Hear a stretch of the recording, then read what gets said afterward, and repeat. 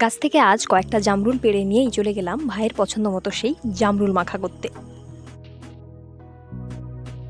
প্রথমে জামরুলগুলোকে সুন্দর করে হাত দিয়ে ঘষে ঘষে ভালো করে জল দিয়ে ধুয়ে নিলাম।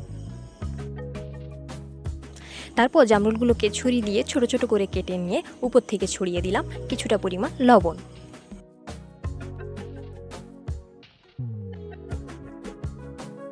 তারপরে ওর মধ্যে দিয়ে দিলাম 4টে কাঁচা লঙ্কা কুচি। তারপর দিয়ে দিলাম একটুখানি কাসুন্দি। তারপর ভালোভাবে হাত দিয়ে মেখে তৈরি করে নিলাম ভাইয়ের পছন্দ মতো সেই জাম মাখা।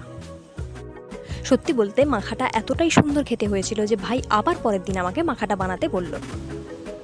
আপনারাও বাড়িতে অবশ্যই একবার ট্রাই করে দেখবেন এই জামরুল মাখা, আর কেমন হয়েছে আমাকে জানাতে ভুলবেন না।